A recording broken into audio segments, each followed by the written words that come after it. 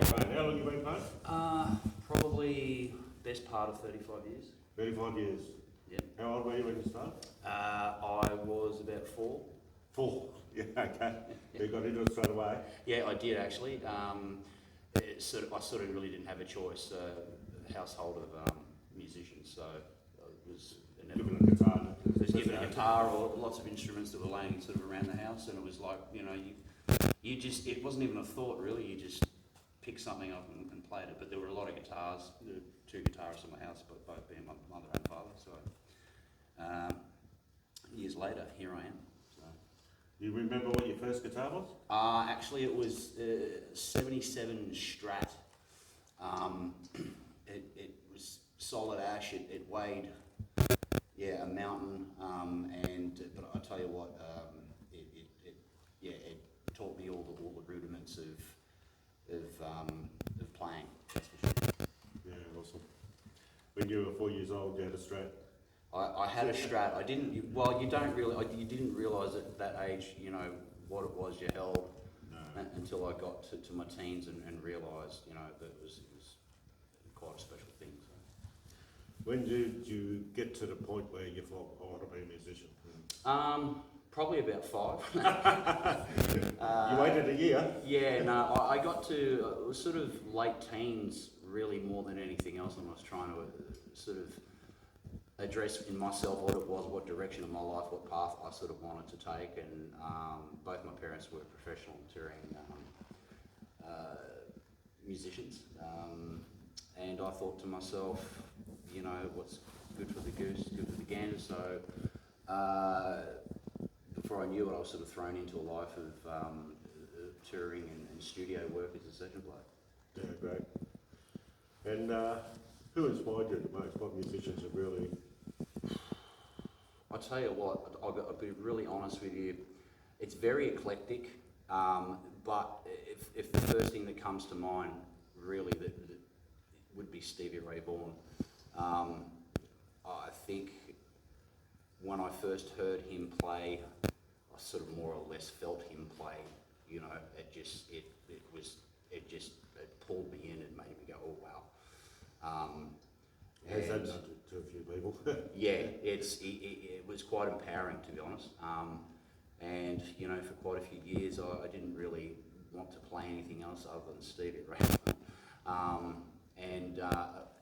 Again, you know, that taught me a lot about music, the rudiments of music.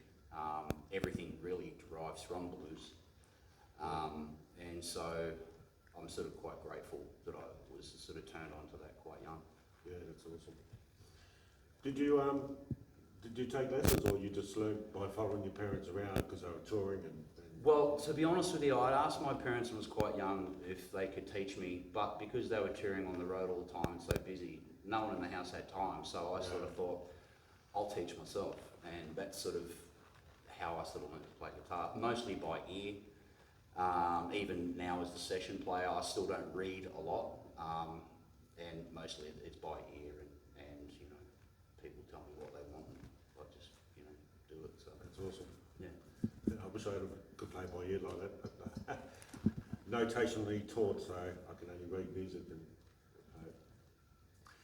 and just give us a brief what you've done in the music since you became a musician. So basically, I first started touring Australia with original bands in my early 20s, and I had realised that there was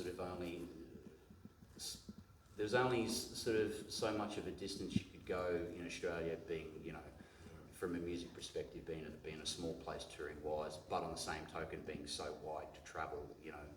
I sort of looked at other countries and what they were doing, and I was lucky enough to get an invite for a friend to go over to the States and do some recording and some playing over there, and ended up taking an original band over there, and I found what was happening there quite, you know, fulfilling, and that everyone was sort of, you know, really motivated and really keen to try new things, and so I sort of kept going back, and then I sort of started getting hired for gigs with, you know, different artists, different studio sessions.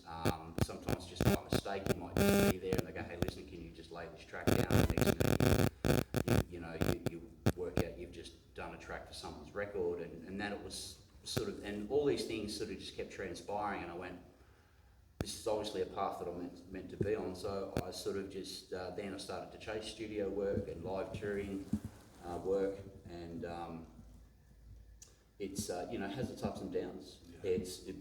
And you know, the music industry is quite tough. But it's a challenge that I've enjoyed, and it's a challenge I've never regretted. That's awesome. And I'll just keep going until I can. Yeah, we all do. Yeah. What would be your, it's hard to say, your greatest moment in touring or?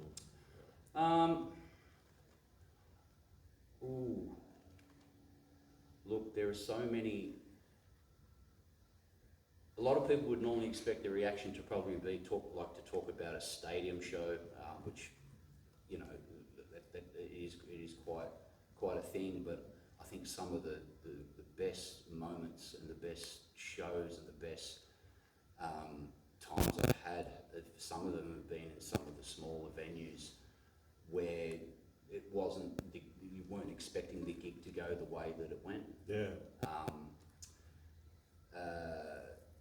In the States, there are a lot of big venues, stadium venues. There's a lot of, you know, touring rooms, but there's also a lot of small rooms. Same as in Europe. I find with the smaller rooms I've found in my career is that everybody's eager and trying to make it and trying to get somewhere. So people, the energy of someone who's fresh and trying to do something, excel, is different to someone who's extremely high profile professional and does it completely on a day-to-day basis and really doesn't have anything left to prove.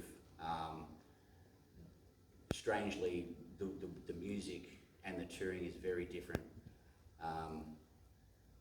So to think about a particular one is very hard for me to say. But there have been a lot of highlights in my life that have contributed to motivating me to keep going. Final question. Yes. Where to in the future? What's your plans in? Without letting too much out of the bag. Just a little bit. Yeah, but Nashville has sort of amped back up again after COVID. The States musically, where I work predominantly, had changed a lot. The scene had moved from Los Angeles to the south, so Houston, Austin, Nashville's opened back up again. When I say opened back up again, it's become a plethora of music writers and talent and quality and people thriving again.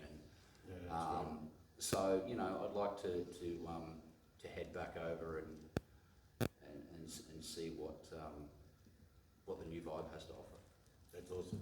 Thanks for your time, Bobby. It was Awesome. great. Thank you. Cheers.